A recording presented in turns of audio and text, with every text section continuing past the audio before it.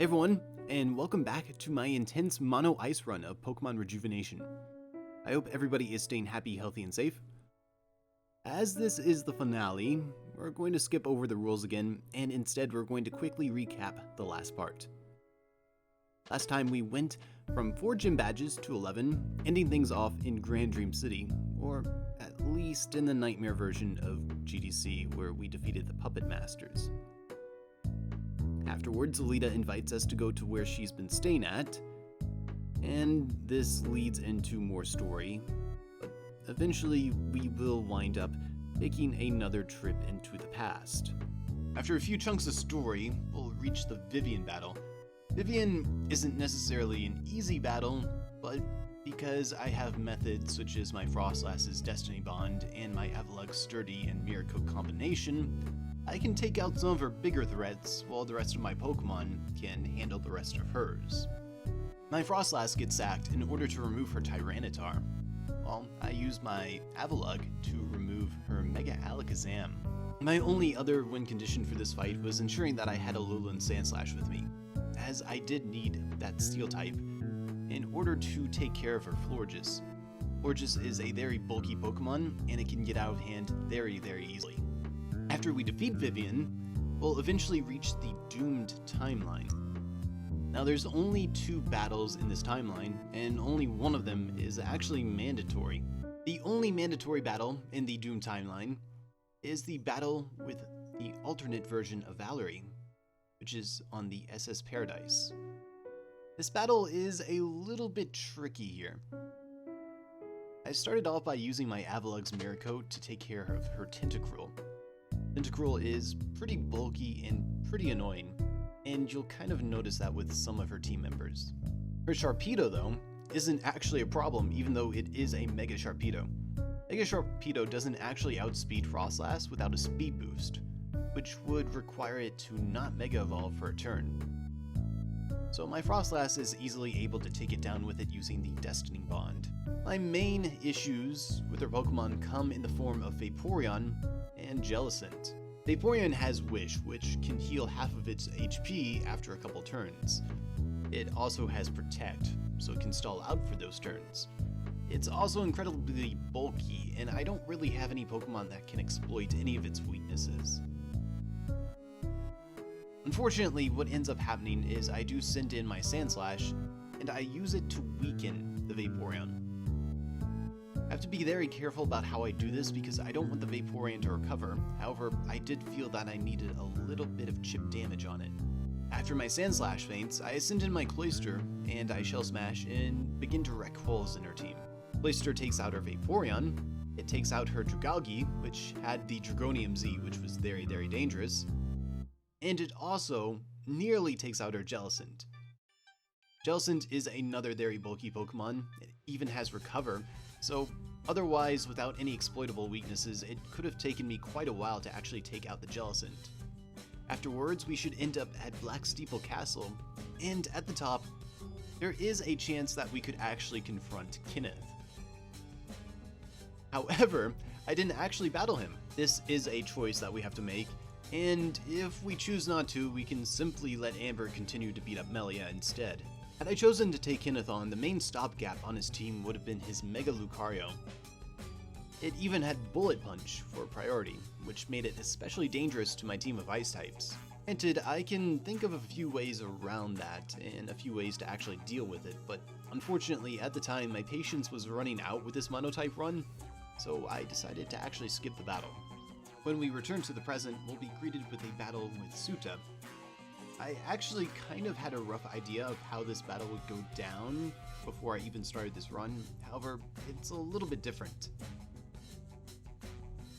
During the Suta battle, I actually took out the other Snorunt that I caught way back when. I never actually evolved it, and I didn't evolve it for this battle. However, I did use the fact that it had Protect on it as a means of stalling out Suta's Tailwind before setting my own. I utilized an Elemental Seed in order to set the Tailwind, and I actually gave it to my Frostlass since I figured my Frostlass was one of my frailest Pokemon, and it would be guaranteed to get knocked out in one shot. After that, I sent in my Cloister, and I shell smashed a couple of times before sweeping his entire team. I don't remember if I simply needed for Suta's Tailwind to run out, or if I also needed to set up my own, but I did so since I did pick up a seed earlier. This could be due to how I EV'd my Cloister, giving it HP EVs and attack EVs instead of attack EVs and speed EVs. I preferred the EV spread that I was using, however, because it usually allowed me to get off multiple shell smashes, compared to otherwise, where I'd usually get just one. I found that oftentimes, in order to sweep with Cloister or actually punch big holes into teams, I needed 2 shell smashes. Unfortunately though, I can imagine that the lack of speed EVs also made it hard for my Cloister to actually outspeed Suta's Mega Pidgeot. Suda tends to be a pretty big milestone for most people, however Suda is the least of our worries here. Immediately after Suda, we have to deal with the Rift Alita fight. Rift Alita is absolutely terrifying. I start off using my Abomasnow, and I immediately use Mist in order to set the misty terrain. This isn't so much as for me, but rather for Erin's Florges, which comes in after her Absol faints. After Abomasnow's faints, I actually fodder off my Mamoswine and my Beartic. I want my team to take the beating here, since Erin's Florges can put in so much work against those Rift Golems. But after that, I send out my Alolan Ninetales, I get up a nasty plot, and I freeze the field before hitting them with another Blizzard.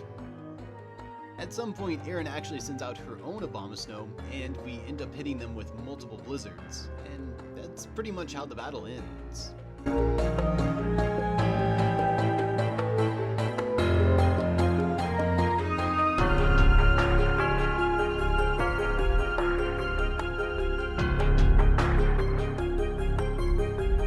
After dealing with Alita's personal issues, we'll eventually be able to access the Scholar District in Grand Dream City. We won't be staying here for long though. In fact, eventually we'll be making our way to the desert. From the desert, it's only a matter of time until we get access to the Voidal Chasm and we end up down there. Down there we can actually find the Razor Claw, which is the item necessary for evolving Sneasel into Weavile. I likely won't be using Weavile, and it's kind of weird to have an evolution this late in the game, but it's still nice. Aside from that, nothing interesting really happens until we reach the point where we're taking control of Lavender for her part of the story. Well, I won't be showing off the battles that we do as other characters, because other characters can't utilize our magnificent Mono Ice team. I do want to take a mention about this specific moment. When we are given the option to free Giratina at the Hospital of Hope, I chose not to, allowing Isha to use it against us later. And with all that said and done, eventually the story will progress, and we will find ourselves back in the past again. Granted, there is a lot of story to cover in between there, however, we should wind up at a small gauntlet where we'll have to deal with our own friends who are trapped in rifts. Our first battle in this gauntlet is going to be against Huey. Huey's team is pretty bad, in all honesty. Kecleon and Octillery are very mediocre Pokemon. However, his Kecleon is holding a magical seed which sets Trick Room. That helps out tremendously for him when he sends out Flareon, his last Pokemon. Unfortunately for Huey, Flareon's best way of dealing damage is using Flare Blitz against my Ice types, and even if the Trick Room didn't wear off and I knocked him out with my Mamoswine, he would have actually knocked out his Flareon due to the recoil. Next up after Huey is going to be Rena, and Rena is a bit more difficult. I sent out Cloister first in this battle, matching up against her Rabombi. Her Rabombi typically throws out Sticky Web, so I use this as a chance to set up my Cloister with a Shell Smash. After that, I take out the Rabombi using a Rock Blast. Even though the Rabombi is Focus Sashed, it doesn't matter since Rock Blast is a multi-hitting move. After that, Cloister annihilates her Lycanroc Dusk, which comes out afterwards. Unfortunately though, her Honchkrow is extremely powerful, and its Sucker Punch is also boosted on this field. Combined with the fact that my Cloister actually dropped its defense with Shell Smash, and the Honchkrow is actually able to take me out with a Sucker Punch. That said, I was able to use my Frostlass's Destiny Bond tactics on the Honchkrow, since AI is pretty bad. Sucker Punch doesn't work if you use Destiny Bond, and after it failed once, she switched to using an actual attacking move. And since my Frostlass was slower, it ended up getting knocked out and taking down the Honchkrow with it.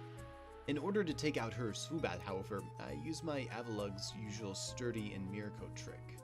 And now for the final battle in the past on version 12.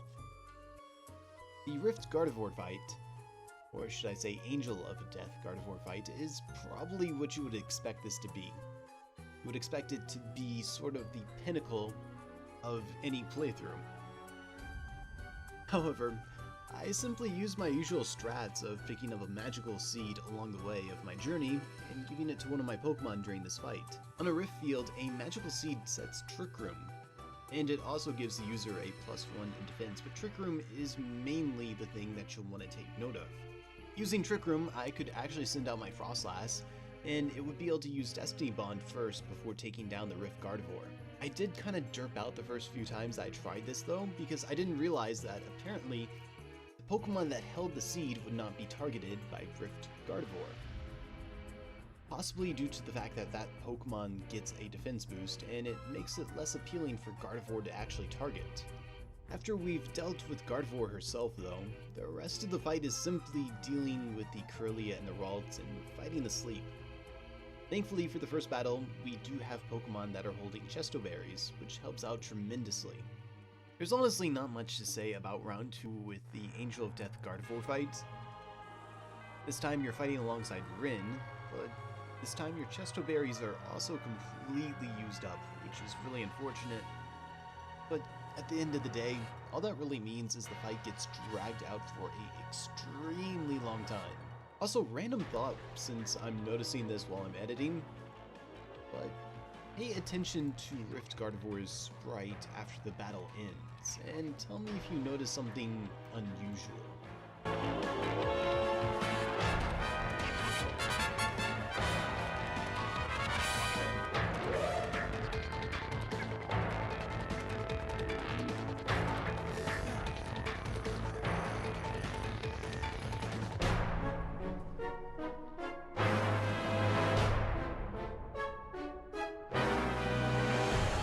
After the Angel of Death Gardevoir fight, we'll wind up back in the present once again.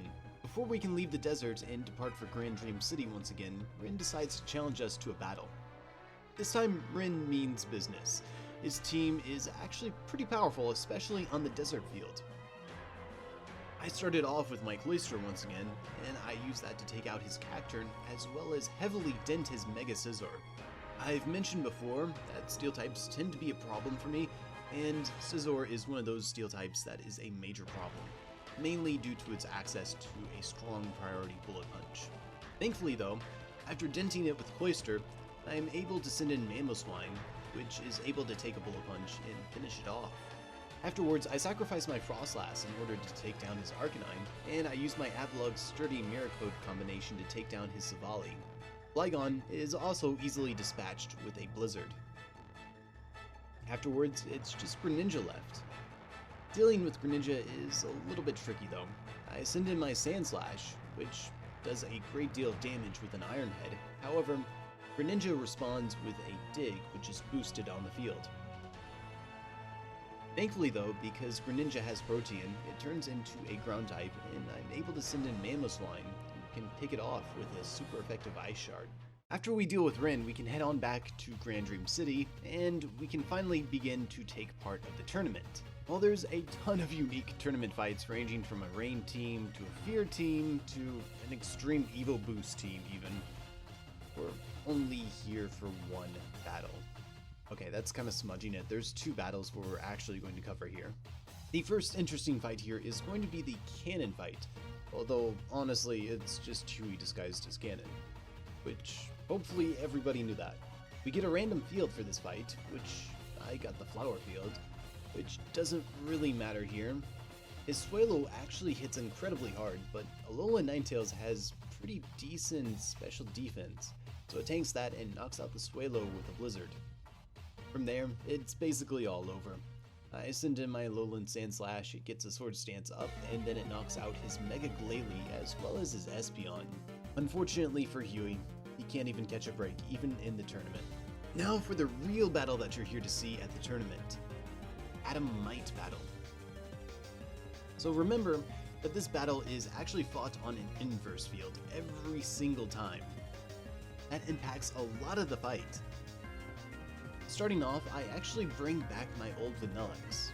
For those that don't remember, Vanillite was a Shadow Pokemon, and the bonus move that we got for purifying it was actually Will-O-Wisp. Will-O-Wisp is insanely helpful here because we can use this to burn Adam's lead Archeops. After this, I'm very careful to let Vanillite go ahead and faint. Between the hail and the burn, Archeops loses a lot of HP per turn, and I don't actually want to chip it down too much, since my objective here is to send in Cloyster after that and set up on it with Shell Smash. I'm able to get a couple of Shell Smashes off before I start sweeping through his team. I'd also like to mention Cloyster's item here. I actually gave it the Razor Claw. I hadn't used my Razor Claw to evolve my Sneasel into a Weavile yet, and it has the added effect of increasing your critical hit chance. Now normally, with multi-hit moves like Icicle Crash and Rock Blast, you would use something like a King's Rock, so you would end up with like a 40% chance of flinching. Well, I figured the same kind of worked if I used a Razor Claw instead, just for critical hit chances as well. I desperately needed at least one critical hit on his Gigalith in order to knock it out. Afterwards, I was able to annihilate most of his team, including his Tyranitar and even his Terrakion. And yeah, Intense Adam does actually have a Terrakion. Cloyster's sweep did kind of fall short at his Aerodactyl though, unfortunately. However, his Aerodactyl lived with just a tiny bit of HP. And since he doesn't actually have potions for this fight, I was able to send in my Alola Tails, get the hail back up, and switch it out, watching the Aerodactyl faint to the hail. Afterwards, all that was left was to slowly whittle down his Armaldo. Our prize for winning this battle is the TM for Rock Slide, which is an incredible TM, especially for double battles at this point, and it gives some of my Pokemon much needed coverage. Afterwards, Bladestar will attack the city, and we will be on our way back to Zone 0. At some point, after having traversed through Zone 0 and ending up in what used to be Hiyoshi City, we can take on Lorna. Just like the battles we had against her while she was known as Nim, battle against Lorna takes place on the psychic terrain. That doesn't affect too much, however, one of her main strategies is to actually use Trick Room. In fact, that's the entire strategy of her first two lead Pokemon. Her Vivillon has a Focus Sash, and it also has the move Rage Powder. It also has the ability Friend Guard, which reduces the damage that the Aromatisse will take. The Aromatisse is also a very bulky Trick Room setter. Trick Room on the psychic terrain also lasts 8 turns, which makes it very difficult to fight against. So instead of fighting against it, I focused on preventing it. Rock Slide, which we could use from the TM that we got from Adam, has a flinch chance and hits both Pokemon on the opposite side of the field. With a bit of luck, not only do we take out the Vivillon, but we also flinch the Aromatisse. After we take care of that, it's basically business as usual, and we clear out the rest of her team. I also do get a very lucky hit freeze on her Sylveon, but that doesn't really matter in the end. After the Lorna battle, we'll continue traversing through Zone 0 until we reach the Rift Hippowdon battle. Rift Hippowdon is a little bit tricky. Starting out, I get rid of the active Sandstorm and replace it with my Hail. My goal from there is to slowly chip down each Hippowdon, which isn't difficult.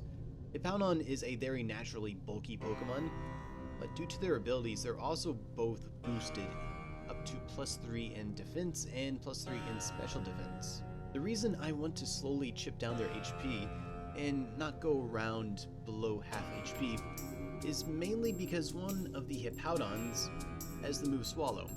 If it uses that move, it will heal most of its HP, and its partner will also copy that move and heal their HP as well. It takes my Alolan Sandslash and my Vanillite to weaken them, to around half HP before I can send in my Avalugg and Mirror Coat back a Heat Wave at one of the Hippowdons, which knocks it out completely. While I do get a crit on the remaining Hippowdon and take it out a lot sooner than I would normally, the battle is pretty easy once you get it down to 2 versus 1. With the Hippowdons down, we can now move on to the Ecclesia Pyramid.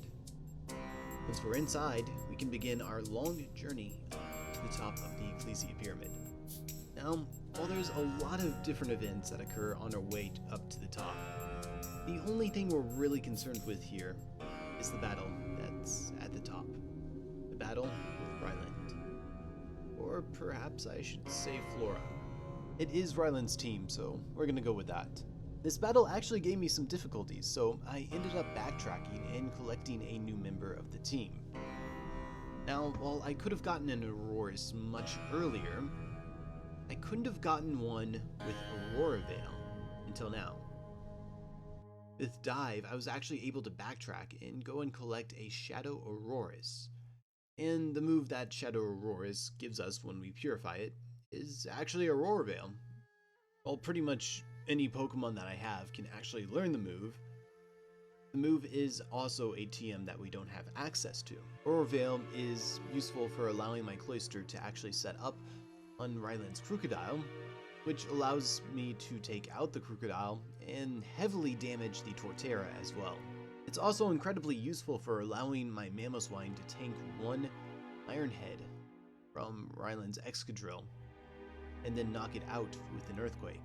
After this, all it left was the Claydol, which I actually got insanely lucky with, although I think my Mamoswine could have done a lot of damage to that as well. And finally, Ryland's Mega. As I've mentioned so many times at this point, Steel types give me so much trouble, and oftentimes it's easier for me to remove them with Frostlass than to actually try and beat them in any other form. Which is exactly what I do here, and that gives us the win. With our troubles at the Ecclesia Pyramid over, we can now move on to the final battle of this playthrough. This is the last mandatory story battle in version 12. Deep inside of the Hospital of Hope, or rather the Hospital of Ruin, we can face off against Dr. Isha. Like I mentioned earlier, he is going to have Giratina, which is going to make this a little bit more difficult for us. The battle starts with me sacrificing my Frostlass to remove his Hydreigon, which is very nice. Afterwards, he sends out his Dugtrio. This is actually a lowland Dugtrio, and its steel typing poses a bit of a problem. I managed to slowly weaken it just a little bit with my Avalugg using Blizzard. This isn't normally the role that I use with my Avalugg. However, I want to weaken the Dugtrio enough that I can send in my Mamoswine and take it out with an Ice Shard. Eventually, we reach the point where he does send out Giratina, and for the most part, my Alola Ninetales actually handles it pretty well. I do get one Freeze Hacks, but other than that, when my Alola Ninetales gets knocked out, his Giratina also gets knocked out by the Hail. The rest of Isha's Pokemon aren't really too big of a deal. Swampert is a little troublesome, but my Cloyster sets up on his Dusknoir and tears both his Dusknoir and his Electros apart. Also, random side note, that Dusknoir is crested and it still hits like a wet noodle. Someone please buff it. But anyways, besides that, I would just like to say that we're finally at the end of the journey. We have completed the last mandatory battle in version 12 of Pokémon Rejuvenation. Looking back, I realized I did skip quite a bit of content. I skipped anything that was basically not mandatory. In some ways, this kind of takes away from this, but in some ways this makes this more of a challenge. There were a ton of TMs that I could have had access to that I didn't have access to, and plenty of items that I could say the same. I actually didn't collect even a single department store sticker, and I managed to make it through this fairly alright. I also didn't catch or use every single ice type, and I even skipped over the Glaceon crest, which could have helped out a lot. Speaking of Glaceon, another thing I skipped out on was grabbing the second Eevee that you can actually grab at Suta's house after you defeat all the Kimono girls. Obviously, that Eevee would have been evolved into another Glaceon, and I really wasn't using Glaceon to begin with, but that Eevee would have also had access to Transform, which is pretty amazing and it could have been useful in some areas. Despite all that though, we still managed to make it to the current endgame of version 12, using only Ice types on Intense mode, so I'm very pleased about that despite everything else. This run had a very rough beginning, where there were many battles where I required a lot of luck, probably an unhealthy amount of luck, but after we got our 4th badge, we started to collect more Ice types, and this run turned out to be one of the funnest runs that I have done on any Pokemon game at all. I really enjoyed this run, and I hope you enjoyed watching this run and traveling on this long journey with me. Thank you all so much for watching. I hope you enjoyed, and I will most definitely catch you all on the next one. Peace, and thank you.